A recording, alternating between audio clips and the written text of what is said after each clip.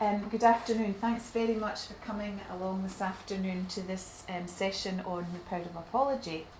My name's Dorothy Armstrong, and I'm going to take you through a kind of whistle-stop tour of apology. This is something that I can deliver in a half-day or a full-day session, so I'm really just going to give you some highlights about the work of all of this today. There's a whole kind of science to this. There's a science of saying sorry, psychology of apology, and you would be amazed how much information's actually out there. You think, gosh, is it not just a fairly simple thing to say sorry? There's a lot of information about that, and what we're going to do today is really give you, sorry, I'll go back to that, is give you an overview, some of the theory behind it, it's a little bit of the information, but we're really going to focus on understanding what are the elements of a good apology. What does that look like? What do we know works well? Maybe what doesn't work and what doesn't work so well. And I've got a kind of model, a structure there for you that's on the card that we're going to come to as we go through the session as well. We've got some videos to analyse, which you'll be looking at the kind of apologies in the videos. And then we're going to finish off really with some summarising how you can use this in your own areas of practice, because it's great. We've got people here from NHS, from social care, from third sector and others, and therefore this is relevant for every area of work and indeed in your personal lives too. So there's some kind of key learning points that I wanted to share with you, and that's, I don't know how many of you are involved in kind of large organisations, but mainly in larger organisations you may well have a kind of centralised complaints department or a team that deals with complaints, and they're there to support you, which is great, but actually the ownership of a complaint should sit with the person that's involved in the service. So they kind of help you, and all the legislation around complaints is there to ensure that there is ownership, because unless we feel that we own the complaint, that we feel we're involved, it's very difficult to ensure that the learning continues. Remembering too that whilst our experiences may be influenced by one or two people that we might find are maybe difficult, and by that I would even maybe challenge you to think, well, are they difficult, or are they in a difficult situation, or is it their behaviour that's difficult, rather than labelling people as being difficult. But actually that most people are reasonable. Most people are like all of us in this room, where we give feedback because actually we care about the service and we want it to be better. We don't want the same things to happen again. Very few people complain because they want to take legal action or they want to sue. I know that the numbers that go through SPSO that go on to take legal action is really very, very small. Also though, acknowledging that this is really tricky, it can be challenging, it can be emotional, it can get heated. How do we separate out the criticism that, we may see as criticism being personal or professional? That can be really difficult. But we do need to be brave at this. I thought Ella this morning was very gracious in the way she shared her story. But she talked about the staff nurse who came into the ward and her eyes were down and she couldn't speak to her. Now, I've probably been one of these nurses. I've probably done that. We've probably all avoided difficult conversations because it's the easiest way to do it, isn't it? We know that if we maybe stop, and if my eyes do meet Lindsay's and I think, oh gosh, that's going to take me 20 minutes to have this conversation, so if I just keep walking, it'll maybe go away. And it probably won't go away. That's the thing. That early intervention, that early contact where the eyes do meet and I can say, Lindsay, okay, what can I help you with? It may take you 20 minutes, it may take you longer, but that time spent can prevent something a lot more serious, because we know from all the evidence from psychology mainly about research about complaints is that the quicker we deal with it, the more likely we are to resolve the issues. So for those of you that are very much involved in services, close to customers, close to patients, close to relatives, the sooner you address it by being brave, by getting the eye contact, by picking up the phone, the more likely you are to resolve it. So that's why the new complaints procedure that has the 5-day early resolution element, stage 1, is really a great opportunity to manage those more simple, straightforward complaints. Because a lot of the work that we do are often about things like somebody being rude, or their attitude, or their behaviour, or not enough communication, or not being involved in a decision. There's things that lend themselves to this stage 1 resolution.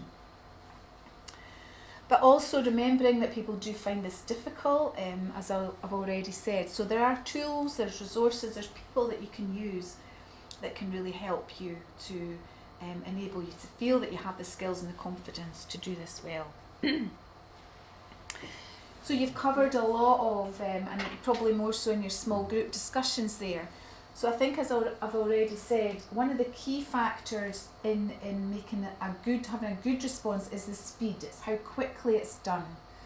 And we know that from cases that go to SPSO can maybe take up to 2 years, and generally, even if the complaint's upheld, often people are still dissatisfied, and there's still often issues, particularly if it's been a complex issue. I think, as you said, really, in your experience, really nicely, it's about people listening, understanding, believing, have shown empathy. Not like, well, you didn't act, that didn't, how could that have happened? You know, that really couldn't have gone on. It's about absolutely believing what you say to be true. And that's, when we come to the model, I think that's one of the most important maybe changes that might challenge you, is to think about, can you accept and acknowledge the person's experience is their truth. It's their truth. It may not be your truth, it may not be how you see the situation, but they absolutely believe it to be true. The negative to this is often about repeating the story. I don't know if that came out in any of you that were talking about bad experiences, but I know I've been there, you know, the call centre, you get put through to the 8th person before you get the right person. And that would be, again, another challenge. If you're involved in answering the phones in the role that you're in, then really thinking about, do I really have to send this on to somebody else? Do I really need to put them through to someone else? Can I actually deal with this? Can I take ownership for it and phone them back? Because again, a lot of feedback from people is it's just about somebody taking ownership and saying, right, I'll sort this for you, and I'll phone you back. And that's where it's like, and please make sure you do phone them back. Because if you don't, then the whole trust isn't there any longer. So the apology becomes a way of connecting, it becomes a way of communicating. And there is an art to this, you know, there's a science of saying sorry. And what I'm going to do now is take you through some of the steps that makes a good apology, and then we'll also look at the model that you can then look at how that would impact on your own practice. We do need to do it right as well. I think a bad apology probably can make things even worse. But we all do make mistakes, we are all human, so the apology is absolutely fine. So thinking about then what works well, some of you have already touched on this from your discussions, but there is absolutely the timing, there's the acknowledging, accepting. There's a fine line between explanation and defending. How do you get that right? Well, there's no right or wrong to this either. There's no script for this. One of the things you might want to think about though is if someone's complained and they've given you lots of detail in their complaint, then it's highly likely they'll want quite a bit of detail back. So it's what we would call in terms of the work that I do, mirroring and matching.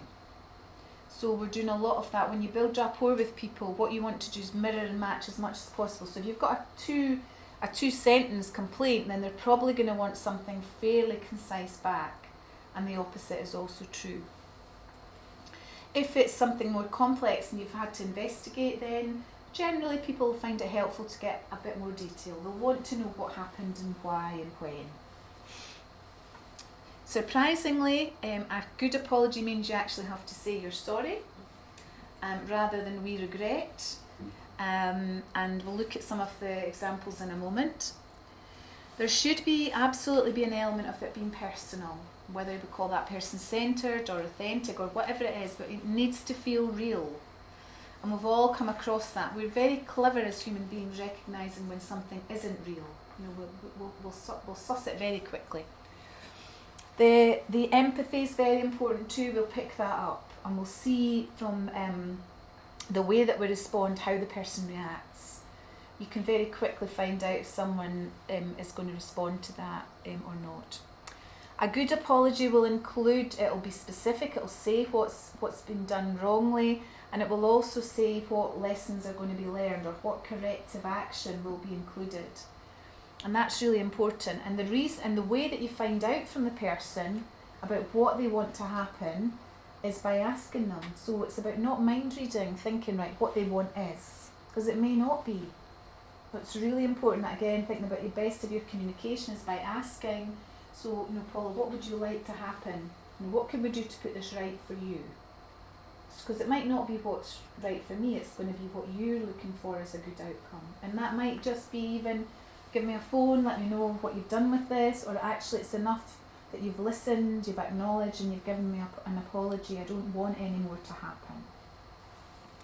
And again, with the new procedure, with the new complaints procedure, that really gives us an opportunity to do that within those 5 days by having the conversation either face to face at the time or picking up the phone, saying, I've got your complaint here, gosh, I'm really sorry to hear about your experience at blah de blah.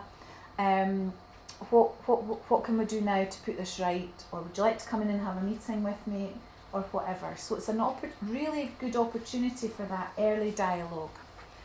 And you have to think about what are the actions. How do you know what you're going to do to then resolve it for the person? And checking it out with them. And what doesn't work? Well, probably again no surprises. So people that kind of deny or blame others. So it's nothing to do with me, or it's not my patient, or it's da-da-da. It's generally not helpful. Even if you aren't involved, person's is telling you for a reason, and therefore if you can take that and acknowledge it and be the responsible person. Talked about defending. Minimising, and again, well, nobody else has complained about that, or you're just too sensitive. So then it puts the finger on the person rather than the complaint. Which is a wee bit like what I was hearing around the challenge around people have got too high expectations. So it's actually their fault their expectations are too high rather than we need to look at the service. In an apology that's not good, people wouldn't be specific, so they'd be quite evasive. They'd be saying things like, oh, well, it's not my business, or whatever. There'd be a distance. We'd also see a real body mismatch, and we'll see that in one of the videos in a minute. So, if I'm standing here saying, I'm really excited to be here, it's clearly there's a body mismatch. The poor language, again, can be really helpful to understand how the subtleties of our language can give very different meanings. I don't know if this was your experience with your dad, but people that say things like, I'm sorry if you were offended, or I'm sorry if that was your experience. Well, it's not if. It's absolutely that was your experience. So it minimises it, it kind of weakens it, it trivialises it, and it's just one tiny wee word. So why do we say it? It's not good. As is but, because it kind of negates whatever you said first when you say but. As is may. I may have hurt your feelings. Well, they've told you that they're whatever, hurt, disappointed. And we also know that delayed timing can be really unhelpful too. Just mentioning, because this is really important, that within staff, if this is done well, it can be hugely satisfying. When I've met with relatives who their complaint is years old, and having met with them and listened and apologised, then you do get a very good outcome, and that makes feels good if you think you've had something to do with making a difference to someone. Often, and the other thing is, we hear quite a lot about second victims, so it's being really careful that if you have got people involved with a complaint against them, personally, maybe not as a person, but in terms of their involvement in a complaint, then they need to be supported, because we do know that there can be a huge issue around them feeling that they are a victim in this, and that actually they've done something with very positive intention. They're trying to do their best, but they made a mistake. So the blame culture and all of that is really important that we're aware of that. We've got a few myths. Well, in fact, I'm finding out today they're probably not myths. There's probably a lot of this that is still really, really true, and my heart sunk this morning hearing about defence unions, because I've actually got a video I've used a lot in the last few years, which is taken from a conference where one of the directors from the Medical Defence Union says something like, apologise, apologise, apologise, leave the defending to us, we are the lawyers. But it's clearly not a myth, because people do think this is still true. If you make a mistake and if you do something that's seen as clinically negligent as a clinician, yes, you may be sued, but the apology is separate. And in fact, with the apologies bill, an apology is not admissible in court. So even saying sorry will not be used against you in a court of law. And it's as simple as that, but yet people don't. Obviously, that is not the messages that's getting out there. Well, that's what I've heard this morning anyway. And we're also still hearing about some professional organisations that may not be as supportive as they should be. Also, a lot of evidence from literature across the world, a lot of this from Australia, too, that when you do make a mistake, if you're open and honest, this is where duty of candours come in, then there's less chance of the complaint. Actually, people will be really responsive to your honesty. Doesn't have to be somebody senior. This is everybody's business. And again, one of the real reasons for the new complaints procedure is to give staff at all levels to be more empowered to be able to resolve things at an earlier stage. Legal position, I mentioned apologies bill, regulators are all very clear, and the duty of candour. So we have got kind of legal principles in place, but yet I think there still is probably a belief that people are scared to say sorry. There is a structure actually, and what you need to do is take away from the person, because often we just make assumptions depending on who is delivering. But there are two different types of apology. So the first one is one that all of us can do in terms of one human being to another, what I would call an empathetic apology.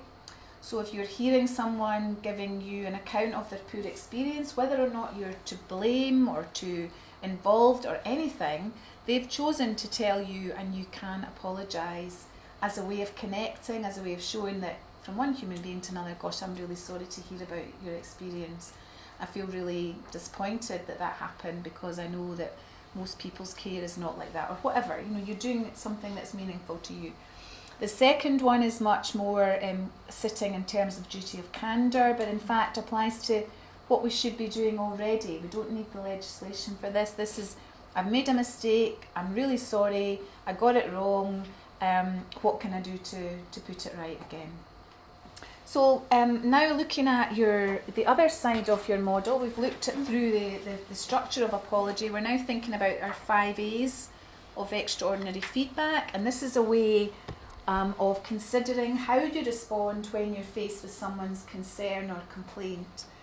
And maybe I'll give you some options about how you might listen and resolve it and de-escalate it. So the first one is that acceptance. Absolutely accepting, acknowledging that is their experience. But in order to do all that, it does go back to the emotional element I was talking about earlier. We need to be aware of how we feel about that, because if we're faced with that very angry, maybe red-faced man shouting at us, and our initial response is actually fight, flight or freeze, so our adrenaline's back, so are we going to fight back? Are we going to say nothing? That's where we need to be really aware of how we're going to respond, by taking a deep breath, by sitting down, by whatever you can do, because you're then in that position where you choose what may well be the course of action by how you respond. So it's something you might want to try out either at home or professionally. And the acceptance, the other thing I did want to mention very briefly is how open can you be? And the example that I think about here is how often do we tell people the unpalatable truth rather than the white lie? And how supported are we in a system to do that? That might be the other thing. And I've covered all the rest. So it's all done in an appreciative and authentic way. The other one on your card is the 3 R's. This comes from media training that I did a number of years ago. and again people find quite helpful. So simply regret, reason, remedy. So the regret is the sorry, the taking ownership, the reason if you know it, or being able to say, you know, I've got no idea how that happened, or why that happened. Because sometimes things do happen to people, you get a catalogue of errors, and you do think, gosh, how could that have happened? And we may never, and that's the other thing about the honesty, we may never get to the bottom of it. So maybe again around rudeness or kind of miscommunication, even if we were to investigate it, which may not be that helpful, we're not ever really going to get the root. You're going to get somebody said something and somebody said something else.